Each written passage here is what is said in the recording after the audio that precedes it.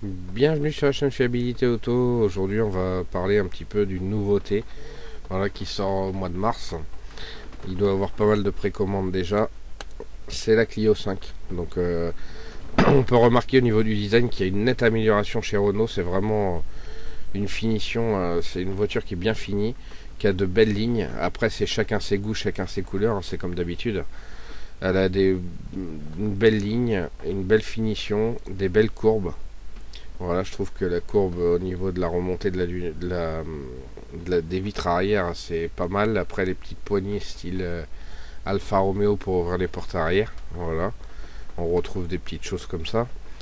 Je trouve que c'est vraiment un véhicule qui a été réussi. Déjà, quand on a eu la Mégane 4 qui est sortie, on a vu une nette amélioration. Voilà, là vous avez l'arrière qui est pas mal avec les signatures lumineuses comme la Mégane 4. Et c'est vraiment une belle voiture.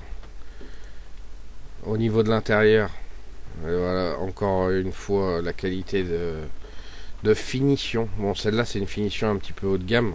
Mais la qualité de finition, on voit très bien qu'il y a eu de l'effort de fait. Parce qu'on voit que la qualité des plastiques, rien qu'en le volant, les boutons, etc., ça a évolué. La tablette centrale qui est magnifique, qui est juste magnifique. Voilà.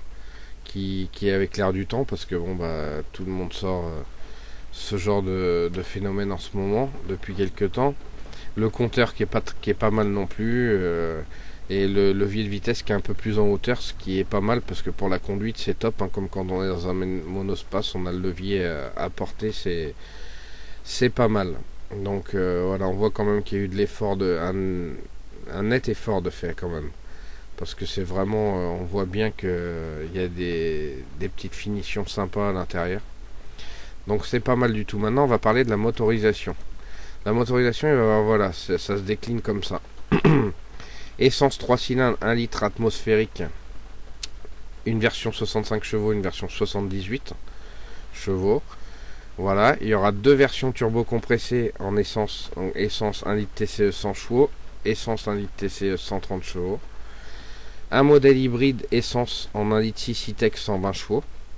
Voilà, ça peut être intéressant. Après, je pense qu'elle est prévue pour sortir en 100% électrique, comme tous les constructeurs.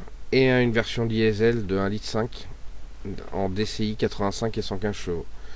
Voilà, donc je pense que voilà, là, on en est là au jour d'aujourd'hui. On a des petites cylindrées, parce que c'est l'air du temps pour la pollution, etc. On a du 3 cylindres en essence parce que c'est l'air du temps depuis un moment également. Voilà, c'est pas moins fiable que les autres, contrairement à ce qu'on pouvait penser aux sorties. Donc voilà pour la petite présentation.